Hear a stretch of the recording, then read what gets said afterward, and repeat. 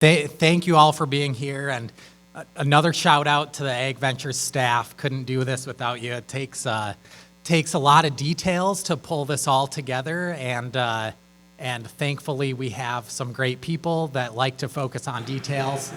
Shout out to Kathy on that one, and I wanted to start off with telling you guys about a trip I just took out to the Willamette Valley in Oregon to visit some of our members. This has been on my list for a little while now, and so I was really excited to make it out there finally. And the valley is blessed with a deep black topsoil that was deposited by an ancient flood and has a microclimate created by its proximity to the Pacific Ocean and being located between two mountain ranges, one on the coast side and one inland. So that means they get a lot of rain, but it all comes in the spring. And this creates the best place in the world to grow high quality seed crops, because the seed quality ends up being really high from that.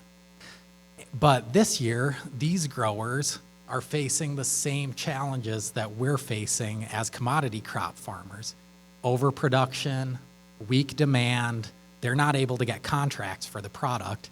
And after talking to all of them, this was the first time that they have no crops that they could turn to that were profitable. So they're trying to figure out what to do, and that was relatable and really, I think, just really connected with what our mission is here to increase farm profitability.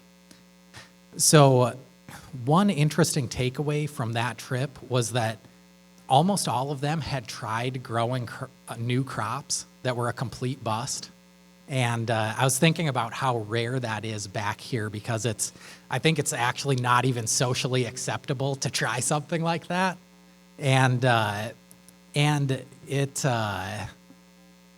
But at the same time, we invest our money in new ideas that don't work all the time. So I think there's a lesson in there about how you size the risk that you take. And so we'll think about that more in the future. Now, so on top of the general climate, we're going to get to the optimistic portion soon, I promise. But we've had a few setbacks in our Ag Ventures portfolio recently. At the end of 2024, we wrote off our Mason investment, and Clear Flame is teetering on that same path right now, and we expect that to be a complete write-off. And both of those really sting. They were Ag Ventures investments and they were Countryside Angels investments. And these startups were both champions for us, and it felt like new markets for corn were just around the corner with them. So that makes it sting a little extra. But the one bright spot to that is that we've become really disciplined about portfolio construction and sizing our investments in a way that limits that exposure to any one company. So shifting gears a little here, we do face some uncertainty with government spending also, given the impact of new market tax credits on our business. But with that, new market tax credit program is a solid program. It incentivizes job creation in low-income areas. It onshores manufacturing, and it's supported by both political parties. And so RDP is our new market tax credit company, and that has created 5,093 jobs in low-income areas since it was started. So let's give RDP a small round of applause.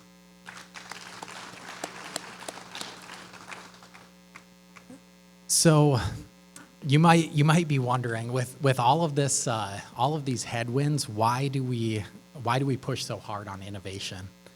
And the answer is simple, I think. I think we just can't afford to be at the mercy of big ag chem, big ag equipment, big ag fertilizer, weather, and futures markets. And so we know that farmers know what works in the fields. We know that startups can move fastest on the best ideas. And so farmers and startups working together to build innovation is the way we can win. and that's working. So let's look at a few results from 2024. We invested in 22 new companies. 8 of those were small accelerator stage investments that we did alongside our partners at Ag Launch. So you can see they've been a great partner. And then the total portfolio, you've got this chart in your annual report, and you can get kind of a feel for where the startups are working. We've segmented this into categories that kind of summarize where the startups are at. And this year we added 2 new categories for livestock, and we think that brings a lot of clarity to you as you look at it.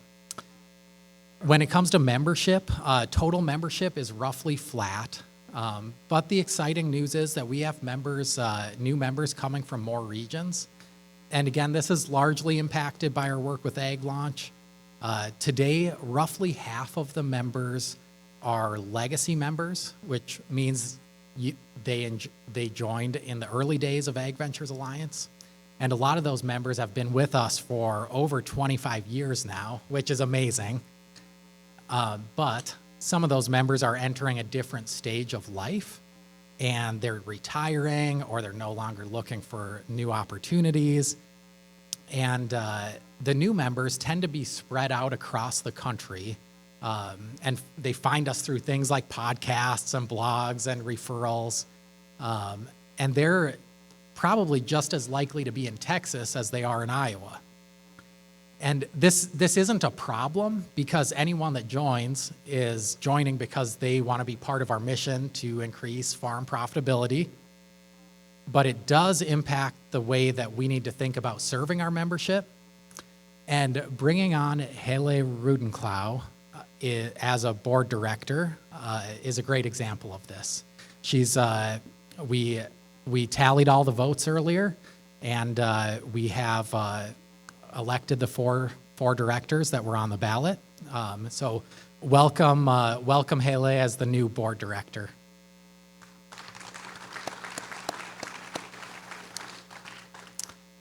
We're also taking steps to diversify our funding sources. A major focus has been raising a rural business investment company, or RBIC fund.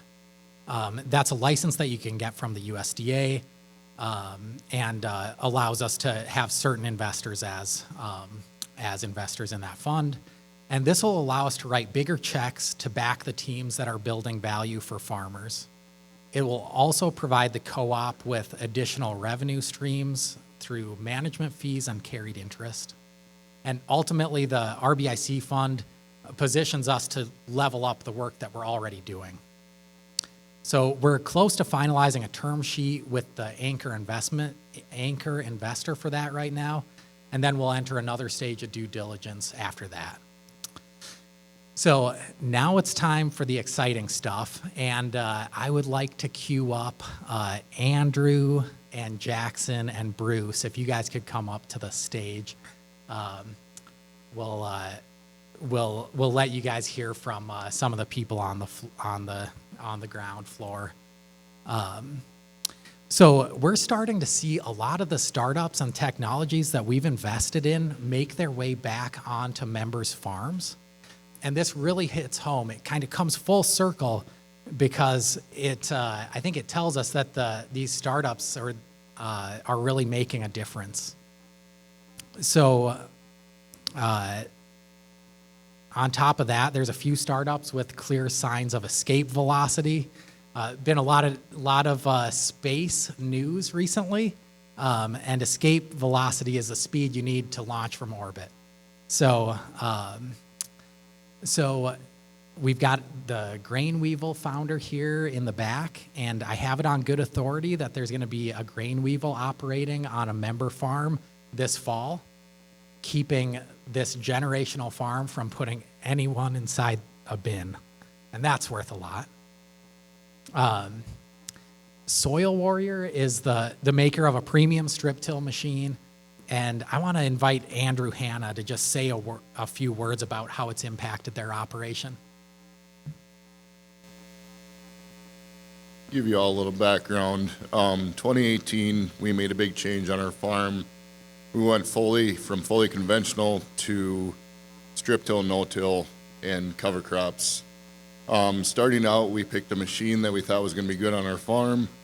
It worked great for us for a while, and then kind of started seeing some other machines out there. It would have been the Ag Ventures annual meeting in 2023. I was fortunate enough to win the rental for the Soil Warrior. Going into that, we talked with Sean and was able to kind of build a machine to our specs. And we came out of that, ended up owning the machine, and it's been a huge investment on our farm. It's been a great machine, great working with Sean and their company at Soil Warrior, and we couldn't be more happier with all of it. Thank you, Andrew. Now, Sentinel Fertigation is providing real-time nitrogen rate and timing recommendations for fertigation.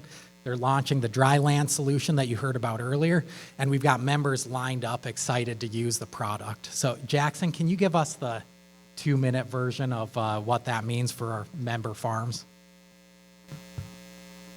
Thanks, Spencer. And pleasure to speak with all of you. Just so you know a little bit of our backstory, our technology spun out of the University of Nebraska back in 2021. And what we do is we use satellite imagery and other agronomic data to help you master your nitrogen timing and your nitrogen rate. Last year, we worked with Chad Kroll as well as several other cooperators in Iowa. Some of those cooperators working through the dry land piece of our technology that we're rolling out and helping us to get some initial validation data there. But with Chad, we're actually using what we have traditionally used in Nebraska for fertigation scheduling and rate recommendations. And what we found last year was that we really could have success in Iowa. Chad was experiencing a lot of rainfall, losing a lot of nitrogen, and we were actually able to keep track of that with satellite imagery throughout the year and essentially continue to recommend that nitrogen be applied to the field to sustain its yield potential. Our technology inherently uses what we call sentinel plots, so paired high and low nitrogen rates in the field.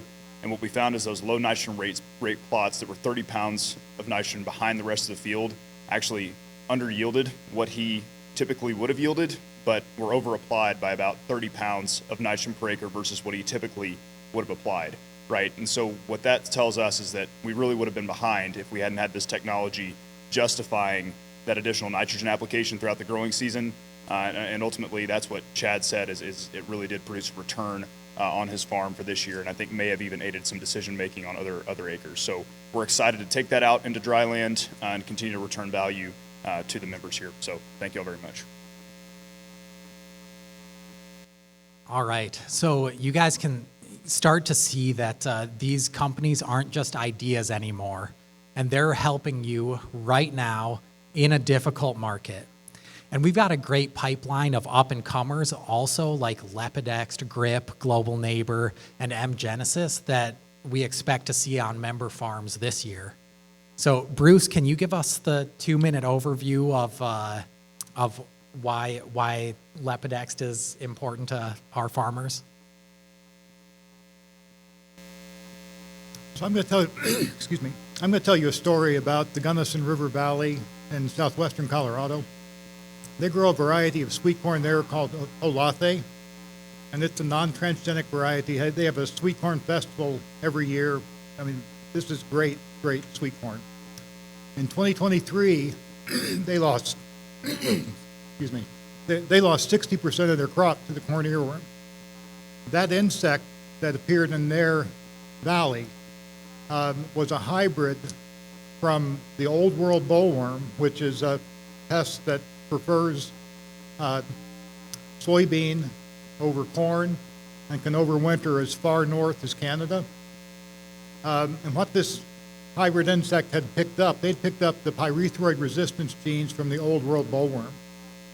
So that the treatment program that had worked in that valley for 20 years failed catastrophically. They've planted 40% less acreage last year, and they'll probably go down again this year. They reached out and contacted us. We were on their farms last year, so we understand the agronomic systems. We're doing seed corn trials on that valley this year, so we're going to learn more. It's likely that we won't get registration until too late to do a large-scale trial this year, but our ambition that we're talking with and trying to convince these farmers is to treat that entire valley so that we can bring in it's about 2,400 acres of sweet corn that's grown in that area, so that we could, really introduce at scale a new way to control this pest that is changing. So this is not the same problem that you've had in that valley for years. And I would just say that this is going to happen other places, and we need to be thinking about it. We need to be preparing for it. Lepidex brings a new approach that the reason we're doing it is because it can make a difference. All right. So now let's talk about escape velocity. But I need a gentleman's agreement that we don't post these numbers to social media. So Holganics had a hard time gaining traction with farmers for a few years, but they've crossed the chasm. They participated in Ag Launch in 2022 and started working with influential farmers in our network. In 2024, they did $17 million in revenue, and they've already booked $34 million for 2025. That's breakout velocity. Phospholutions was here last night, but had to get to a customer call today.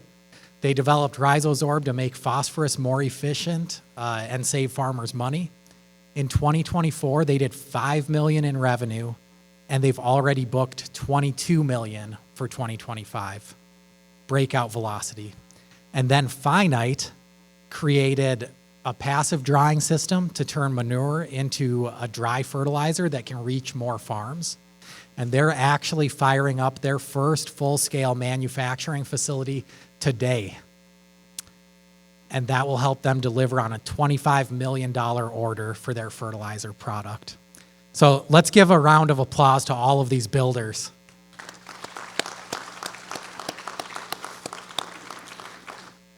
So what strikes me is the optimism that all of these founders have to set out to solve these problems. And that spirit is contagious, and it's absolutely necessary. So thank you for your continued support and for being the center of farmer-driven innovation. If you want to get more involved, come talk to one of our team members at the next break.